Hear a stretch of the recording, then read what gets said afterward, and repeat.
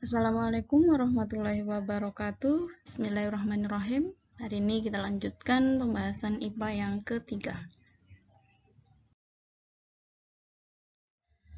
Terakhir, kemarin sudah sampai organ pencernaan. Silahkan anak-anak yang masih belum begitu paham dengan materi kemarin yang sudah guru jelaskan, diulangi lagi untuk meyakinkan diri bahwa anak-anak benar-benar menguasai materi tersebut. Terkait dengan enzim yang dihasilkan pada lambung maupun pankreas, silahkan anak-anak bisa lihat deskripsinya. Video kemarin sudah bisa tambahkan, dan silahkan apakah yang anak-anak cari kemarin sudah sesuai dengan catatan yang Bu Guru tuliskan di dalam deskripsi. Hari ini kita lanjutkan pembahasan pada tahap yang ketiga, yaitu tentang peredaran darah. Kelas 5, anak-anak sudah mengenal tentang sistem peredaran darah baik pada manusia maupun pada hewan. Gambar penampang jantung itu bisa dimunculkan dengan banyak jenis gambar. Intinya, pada penampang jantung ada bagian utama yang menjadi pegangan anak-anak untuk bisa menentukan proses aliran darah dari jantung ke tubuh manusia dan kembali lagi ke jantung. Seperti contoh soal nomor 18 dengan gambar penampang seperti terpampang di soal itu dengan pertanyaan mekanisme sistem peredaran darah yang terjadi pada nomor 6, 9, 3, 4, 10, dan 5 sesuai dengan skema tersebut adalah berarti anak-anak yang pertama untuk bisa menjawab soal jenis seperti ini harus tahu bagian-bagian dari penampang jantung. Dari nomor 1 sampai nomor 10 anak harus tahu dulu.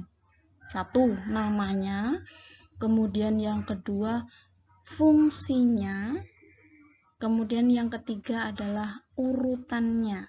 Sebenarnya nanti jika anak-anak melihat penampang, kalau sudah menguasai 3 hal itu, mau dibentuk bolak-balik kalimatnya mau dibentuk bolak-balik seperti apapun, anak-anak harusnya bisa membedakan mana urutan yang benar, kalimat dengan urutan yang benar dan yang salah. Karena pengecohnya itu biasanya hanya sedikit sekali dari kalimat-kalimat yang disediakan di dalam option.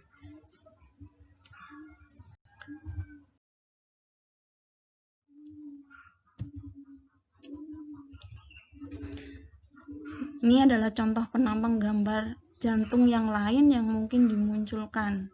Jadi dalam penampang itu ada bagian utamanya yaitu jantungnya, kemudian ada saluran-saluran yang menuju ke seluruh tubuh maupun ke paru-paru, dan di sana akan disertai dengan tanda panah. Inilah yang menjadi penolong yang mempermudah kita untuk bisa menentukan alur dari peredaran darah jika anak-anak teliti. Jadi tidak hanya paham dengan penampang jantung, tapi anak-anak teliti bisa melihat dengan jeli arah tanda panahnya. Ini akan membantu secara tidak langsung. Kuncinya yang pertama adalah darah yang masuk ke jantung itu menuju ke bagian yang disebut dengan serambi.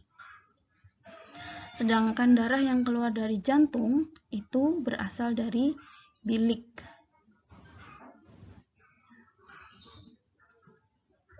Darah yang masuk ke paru-paru itu bersifat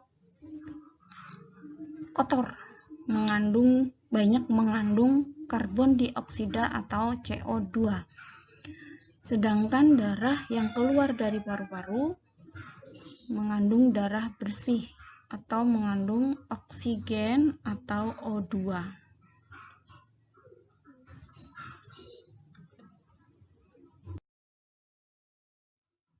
Selanjutnya, mirip seperti pada penampang soal nomor 18. Ini selanjutnya penampang dari jantung. Ini kalau seperti ini mudah ya, karena ada namanya. Baik, sebelum sampai ke fungsinya, guru jelaskan dulu penampang jantung. Tadi pada slide sebelumnya sudah dijelaskan bahwa jantung itu dibagi menjadi 4 ruang, yaitu bagian atas. Ini adalah bagian jantung ya. Istilah lingkari dulu. Nah, ini yang guru lingkar ini adalah bagian utama, bagian jantungnya. Nanti bagian lainnya ini adalah salurannya. Sekarang jantung yang utama ini terbagi menjadi 4 bagian. Kalau guru potong jadi 2, atas dan bawah. Bagian atas ini disebut dengan serambi. Bagian bawah disebut dengan bilik. Serambi adalah bagian jantung yang menerima darah dari luar tubuh. Menerima darah dari luar. Sementara bilik adalah bagian yang memompa darah keluar jantung ya. Nah, sekarang masing-masing Bu Guru bagi 2. Jadi masing-masing serambi dan bilik ini dibagi jadi 2. Posisi bilik antara bilik kanan dan bilik kiri, serambi kanan dan serambi kiri, itu tidak akan dibalik-balik di dalam gambar. Jadi posisinya seperti itu.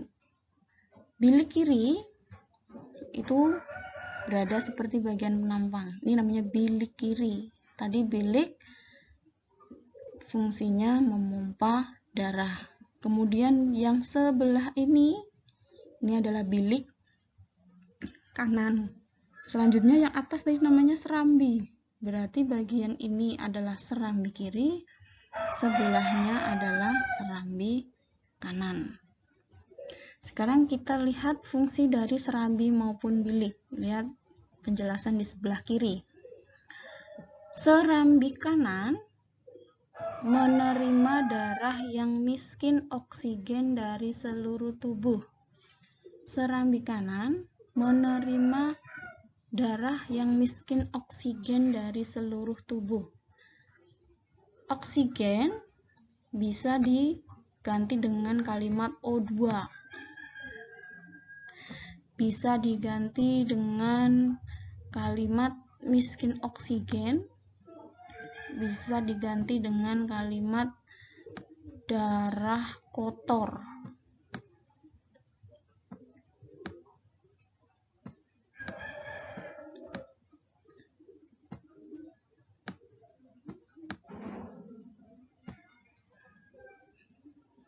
Jadi nanti soal akan digunakan kalimat-kalimat yang bervariasi untuk mengecoh anak-anak dalam memilih jawaban. Selanjutnya bilik kanan. Tadi bilik kanan, perhatikan bilik kanan dari serambi. Gambarnya dari serambi kanan. Kemudian darah arah panahnya menuju ke bilik kanan. Nah, ini panahnya ke arah bawah. Di sini ada lubang. Dia masuk ke bilik kanan. Bilik kanan fungsinya adalah memompa darah yang miskin oksigen ke paru-paru. Memompa darah yang miskin O2 ke paru-paru. Memompa darah yang kotor ke paru-paru. Setelah masuk ke bilik, darah dilanjutkan ke paru-paru. Perhatikan tanda panahnya yang ada di bilik kanan. Ini ada tanda panah ke bawah tadi, kemudian dia naik ke atas. Nah, panah selanjutnya ia menuju ke arah paru-paru. Ke arah paru-paru mengandung darah yang miskin oksigen, mengandung darah yang kotor. Selanjutnya, perhatikan tadi sampai paru-paru ya, arahnya. Serambi kiri menerima darah yang kaya oksigen dari paru-paru.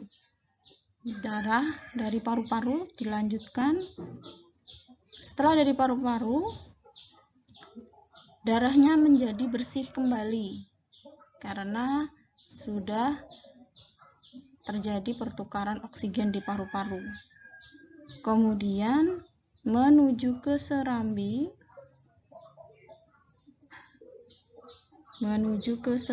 kiri dalam kondisi darahnya kaya oksigen. Kaya oksigen bisa diistilahkan kaya O2, bisa diistilahkan darah bersih dari paru-paru. Selanjutnya, tanda panah selanjutnya menuju ke arah bilik. Bilik kiri memompa darah yang kaya oksigen ke seluruh tubuh. Dari serambi, darahnya kaya oksigen, masuk ke bilik, masih kaya oksigen, kemudian dipompakan keluar. Bilik kiri memompa darah yang kaya oksigen ke seluruh tubuh.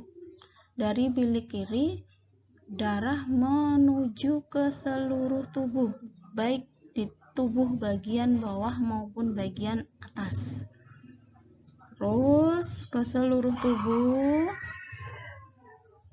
dan dari tubuh dia akan berubah darahnya menjadi kotor kembali dan kembali lagi ke serambi kanan. Begitu seterusnya. Selanjutnya, saluran-saluran yang terhubung antara jantung dengan paru-paru dan seluruh tubuh, ada bagian yang disebut arteri dan disebut vena. Mana yang disebut arteri? Arteri adalah pembuluh darah yang menyalurkan darah kaya oksigen.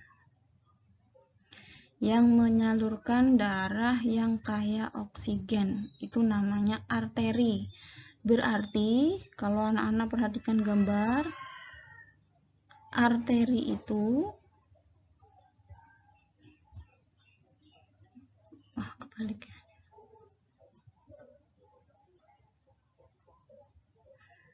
Arteri ini sebelah kanan ya, dari bilik kiri kemudian keluar menuju ke seluruh tubuh. Ini mengandung banyak oksigen. Ini disebut dengan pembuluh arteri, namanya arteri, pembuluh arteri. Kemudian dari tubuh ke saluran yang disebut vena. Vena adalah pembuluh darah yang menyalurkan darah miskin oksigen dari seluruh tubuh ke serambi jantung. Nah, ini vena. Ini pembuluh arteri dan pembuluh vena. Pembuluh vena yang menyalurkan darah miskin oksigen ke serambi berasal dari seluruh tubuh. Sekarang bagaimana dengan saluran yang menuju ke paru-paru? Perhatikan. Paru-paru punya nama lain pulmonalis. Untuk mengingat-ingatnya, nama pembuluh yang menuju ke paru-paru dari jantung ke paru-paru ini namanya arteri pulmonalis. Jadi arteri itu yang keluar ya. Pembuluh arteri itu yang keluar dari jantung, sedangkan pembuluh vena itu yang masuk ke jantung. Kemudian dari paru-paru ada saluran ke jantung lagi yang balik ke jantung. Ini namanya vena pulmonalis. Jadi ada tambahan kata pulmonalis. Untuk mengingatnya antara arteri dan vena, kuncinya arteri itu pembuluh yang keluar dari jantung, Vena adalah pembuluh yang balik ke jantung. Kalau dalam bahasa Indonesia biasa dikenal dengan pembuluh balik atau pembuluh vena. Yang menuju ke seluruh tubuh itu biasa disebut dengan pembuluh arteri, dan kembali lagi dari tubuh ke jantung, pembuluh vena atau pembuluh balik.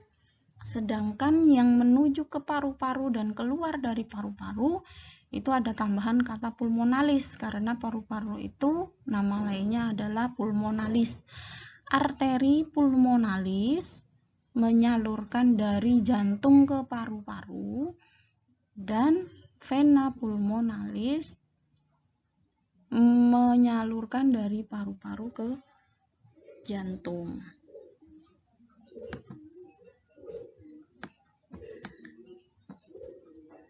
Sekarang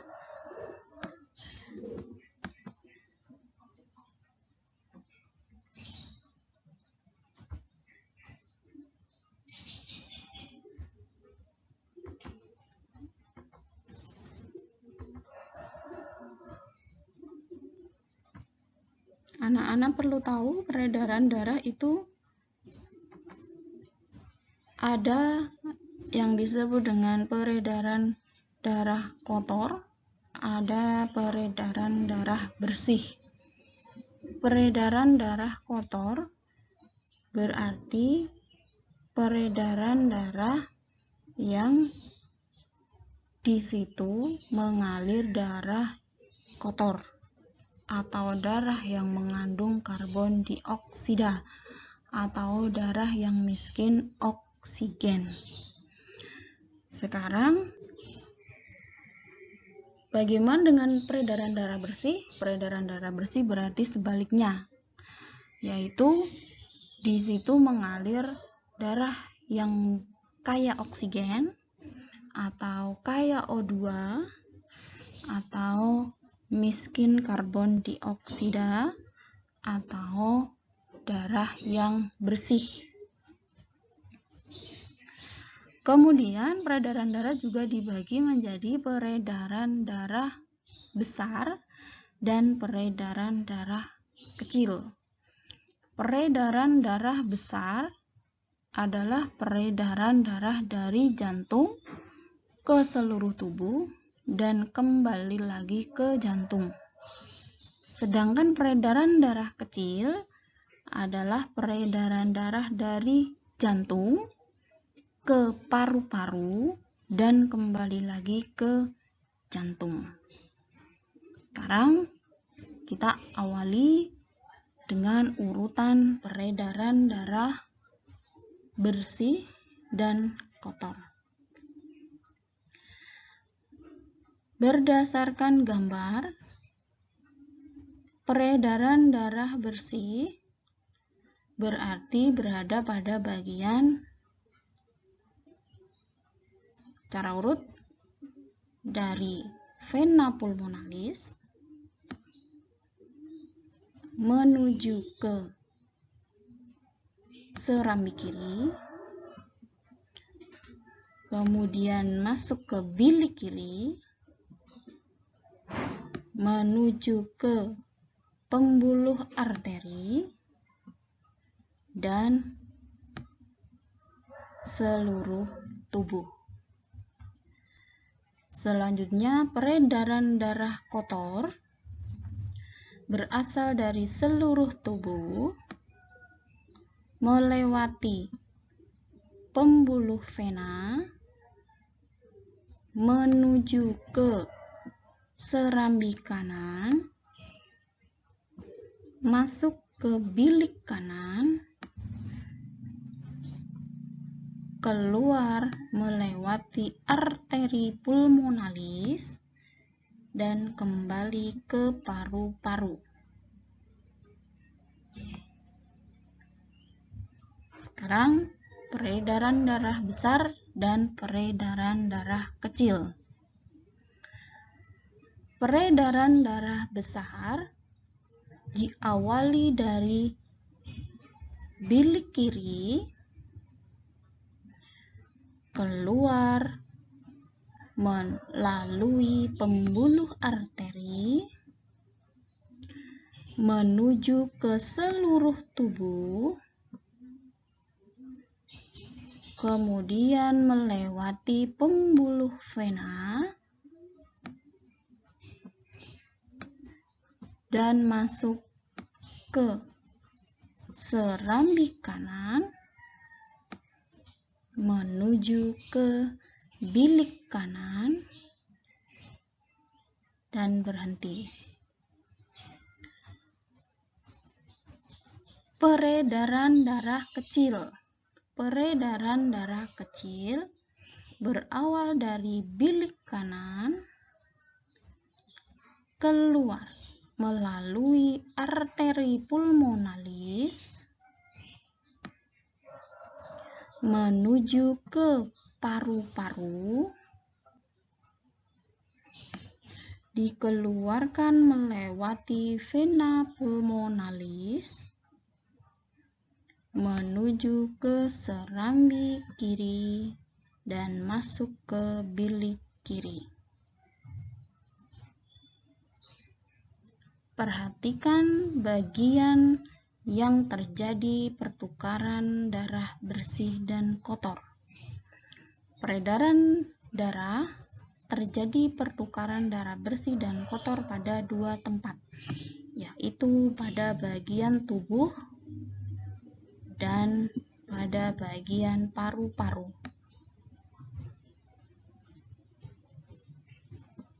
Dari pembuluh arteri ke seluruh tubuh membawa darah yang kaya oksigen atau darah bersih, kemudian digunakan oleh tubuh dan kembali lagi ke jantung menjadi darah yang mengandung darah kotor atau miskin oksigen.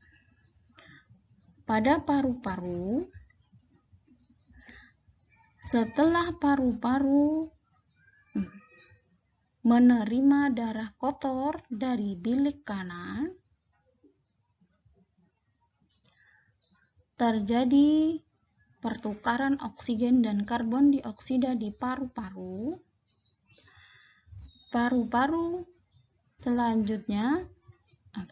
Darah selanjutnya keluar dari paru-paru dengan membawa banyak oksigen, sehingga dari paru-paru darah yang keluar kaya dengan oksigen atau darah bersih menuju ke serambi kiri. Baik, kiranya materi hari ini cukup satu karena panjang. Silahkan anak-anak bisa menuliskan secara rinci 4 macam peredaran darah yang sudah Bu Isti jelaskan. Deskripsinya akan Guru tambahkan pada hari berikutnya untuk mencocokkan apakah pekerjaan anak-anak sudah sesuai dengan penjelasan yang Bu Guru berikan. Kiranya cukup sekian dari Bu Guru, semoga bermanfaat. Wassalamualaikum warahmatullahi wabarakatuh.